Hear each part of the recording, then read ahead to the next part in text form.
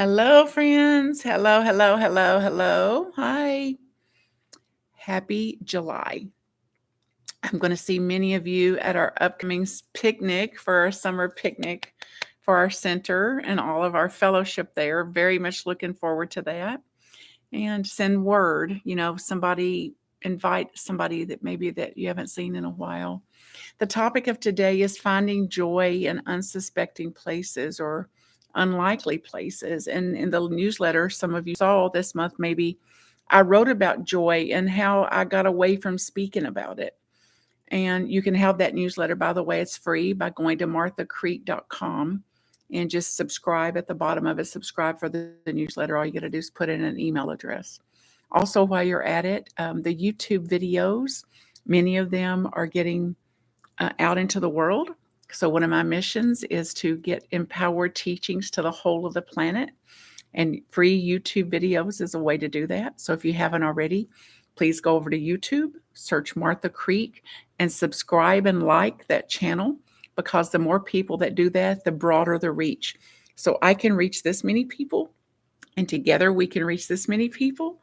And then together we can reach this many people. So, you can co inspire with me to be a co-inspirator to get empowered teachings to the whole of the world. And just thinking about that brings me joy in unexpected places, because some of that administrivia and marketing and that is not really my thing, but I will absolutely do it if it's going to help move empowered teachings to the whole of the world. So I look forward to seeing you in person. Thank you for all you do for the center and for in the world, making a difference in the world. As I was reflecting on this, I've just had a house full of guests, some family, and then friends from up in Ohio, down here where I live near Nashville, Tennessee. And I had a 7-year-old and a 9-year-old helping me make breakfast, which was a lot of joy. And somebody had made them little aprons and little chef hats and all that. So that was a lot of joy to see them dressed up in this. It's also on, you can see the pictures of some of this on the Facebook and the other social media posts if you want to go over there and look there. So we were making waffles. Somebody at Christmas gave my 7-year-old great niece a waffle maker, and she loves to do that when she's here. And they were up there with their aprons on, stirring up the batter and measuring. And just as they got it all together, it dumped right upside down on the floor. Went all over 2 sets of the cabinets. So would that steal your joy? And the looks on their face was priceless because they were wondering, is this going to be a problem? And I'm happy to report that I had no internal reaction to that. None, folks. Like, who knows? Because I just read in one of my meditations this week from a man that I follow and get free emails from daily is Richard Rohr, who wrote The Universal Christ and Breathing Underwater and many other books that I have followed and read and taught from and worked to integrate over the years. And he says, when we have really done our deepest kind of shadow work and there's not as much of the shadow left in us, that we're not likely going to react instinctually at times like that. So I'm not free of a shadow. I can promise you that. I am freer of a shadow, though. And I work to do my own inner work and my shadow work so that I can live free like that and more liberated. And that was an example of how I got to do it when that bowl of pancake waffle mix got turned upside down over the counter. It's like, no big deal. Let's clean it up. And then a few weeks ago, a guest I had here in the house was in an 8-car pileup on the freeway in the rain. And the cars had stopped. She stopped. And then the ones behind her and beside her didn't. So they kind of piled into her from both sides, airbags off. And out of 8 cars in a big pileup like that, not one was injured. Joy in unexpected places. Pouring down the rain, in an accident, airbags off, cars piled up, and somebody came up and opened the door to every car that was in the accident to check on them. They pulled over on the side of the road in the rain and walked back in heels and a dress, walked back to check on all of those people. And she said she felt like she had to do that because she wasn't as proud of how she had been living lately. So she felt like that was the way for her to serve, to give something back, to try to balance out some of that. Not only does she check on everybody, this friend of mine actually lives in Cincinnati, Ohio. And she said, I live in Cincinnati, Ohio, so I'm going to wait here till the police gets here. Then I'm going to drive you back to Cincinnati, Ohio, because her car had to be towed. So then one of the men that was in the accident had a service dog, and they decided he didn't show any signs of injury, but he was elder and was already had some disability, so they thought he needed to go in for medical checkup. And she took his service dog and my friend both back to Cincinnati, Ohio. What's the chances? Joy in unexpected places, gratitude in unexpected places. So as I was writing about it this much, I just noticed that I don't speak about joy as much as the last few years. There's a lot of change in the world, and it's so easy to get caught up in the grief and the loss and the worry and the fear and the doubt and the pain and the confusion. And certainly on a daily basis, dealing with that, some kind of loss at some level.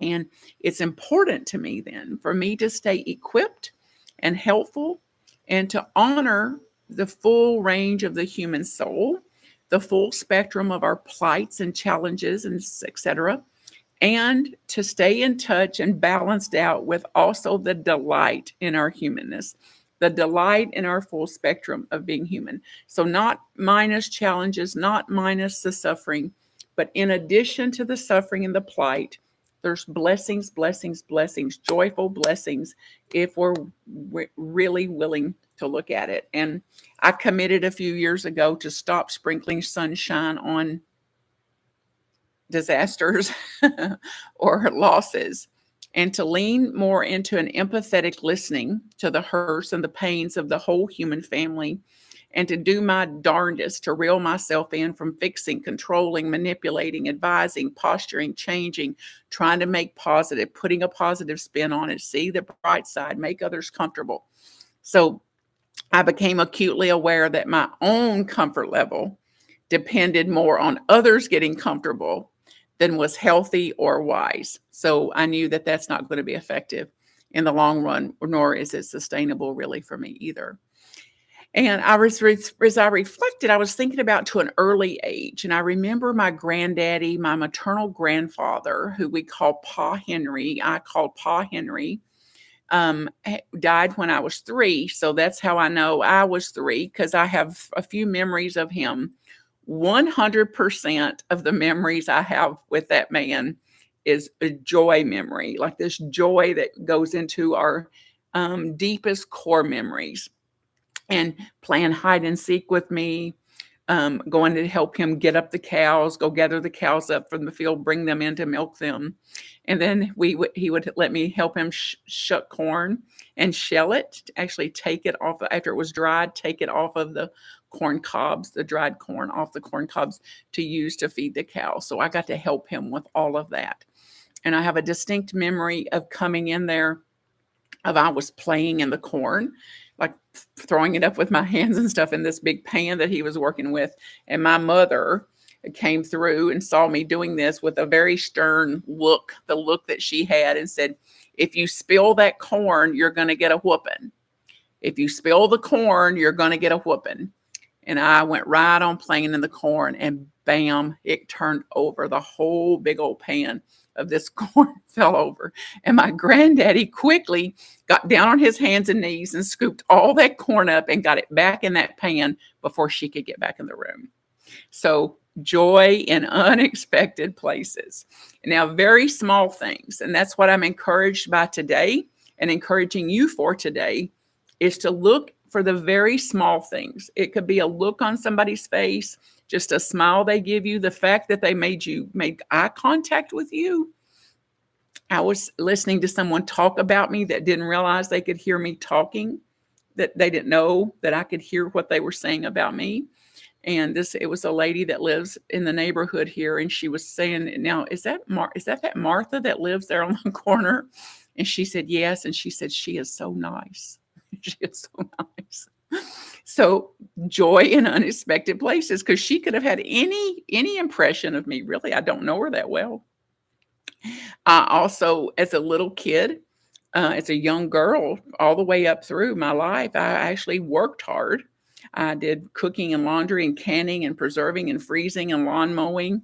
And I had to, back then, as much as there was work to do, I had to carve out times to actually have joyful activities. And as a kid, that would mean like 30 minutes going out and laying in the sun. It's not recommended now. And I've had some consequences of laying out in the sun because I've had little skin cancers that had to be taken off. And the unexpected joy in that is how much I love the doctor and his care team, because they're funny as can be. They always make it as convenient as possible. They work with me with the times I need, and they work hard to get me in and out of there and other patients in and out of there. So even while I'm having little skin cancers taken off of me, I also am finding joy in those too. I would love to go and read my book, take 30-minute break and go read my books, which I love doing, listening to music. We would go out in the yard and play softball. I got to babysit for my little cousins who I adored. And I actually, one was asleep on the bed once and he rolled off the bed, and I felt horrible about that. And we still tease today, like when he calls me his aunt, by the way, although I'm his cousin. But when he introduces me or I say hi to him, he's like, I got a head injury. I got a head injury while she was babysitting me. So he uses it as an excuse for why he is the way he is. But the little joys in all of these things that are oopsies, that didn't turn out just right, or may have been actually a severe loss for us. I'm encouraged today to look for them, whatever yours is.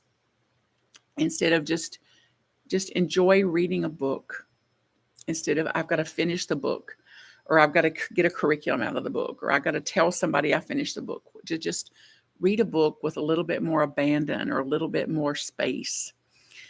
It could be, if you're writing a book, to get it published, that you find some joy in, like, to remember your why. Like, why am I writing a book to begin with? Is it true for me to even write a book, for example? And only you know what that is. But something that says, I've lost some of my joy, if that's the case. I let some worry or doubt or fear or demand for life to go a certain way to take over. And instead, I'm going to close the gap on some of that. And I'm going to get some balancing in the polarities of my mind. And I'm going to find a way to find extraordinary, simple, but some extraordinary places, unexpected, extraordinary places to find and experience joy today and this week. And we'll certainly get to do it at our upcoming picnic, I believe.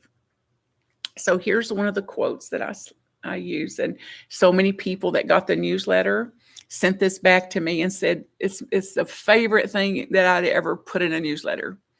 And it's this: I slept and dreamt that life was joy. I awoke and saw that life was service.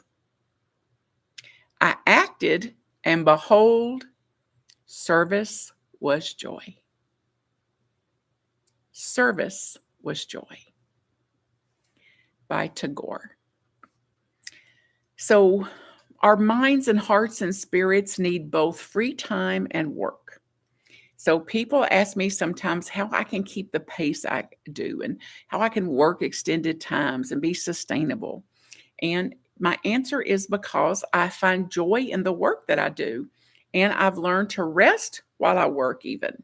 So work is less like work. And that it's important for me to find this joy that I'm talking about. So not to become demanding of joy or addicted to joy and seeking peace and seeking, because the seeking of it absolutely keeps me from having it, and trying to avoid pain and avoid suffering, which is impossible to do eventually, but to accept when things get rough, instead of getting so offended, frustrated, disappointed, sad, or despaired, that I have some balance that says, it is a rough patch. Yes, frustration is there. Yes, disappointment is there. I can allow for those feelings and still know that they rise and pass. They rise and pass, and that there's some joy in this day as well. A flower blooming, the hummingbird on the feeder. Somebody's cat that kind of wanders the neighborhood came by the window today for a visit. Seeing the people walking their dogs, their cute little dogs that go by my house. It could be a bird flew in on the porch today and just sat there. So what brings you joy? Actual joy. It may be philanthropic endeavors. Maybe your kids or grandkids. It may be looking at pictures. So what can you do this week, this day, to find some joy in unexpected places? Many of you heard me write about people want to give me gifts for my birthday. I give a lot of gifts also, and I receive so much. And I donated what I got for my birthday to this organization called WaterStep, waterstep.org, if you want to look it up, because they're the first responders when there's a tragedy, a loss, a disaster of some sort, to get in there and get water restored for the people that live there and for the people that are working to serve the people who live there. I also supported lately one of my colleagues, another Unity ministers, of little girl, was leading a project at her school. And she put out an inspiring invitation for support that was so joyous, I could not help but to catch her joy. She had clear goals, which I love. She had a heart for her why. She wanted to be the top of this project so that her class could get an ice cream party.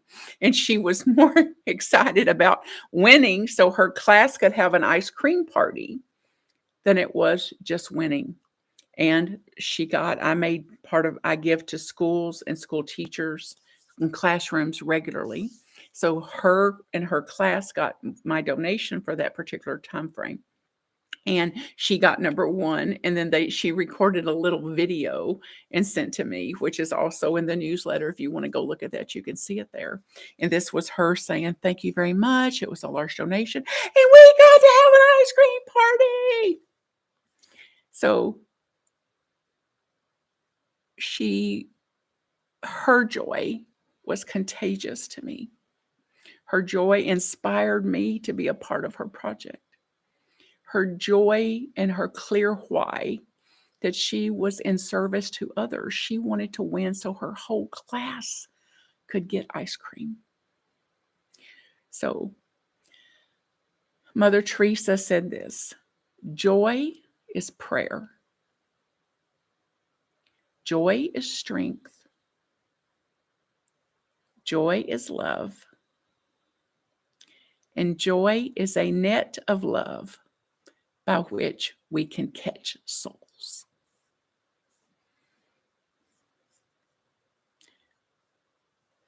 What's joy to you?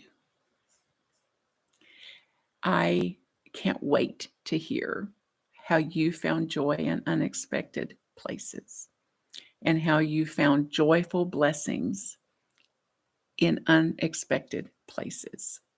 And you're a blessing and a joy to me. And I look forward to seeing you soon, some of you. I look forward to meeting you here for these recordings and anywhere we can be together in the world. And any classes, get directly in touch with me, marthacreek.com, if you want to know when and where the classes are. And I welcome you into any of those that you can ever come into. For now, joyful blessings to you, unexpected places, and thank you for being joyful blessing to me and to the world. Bye for now.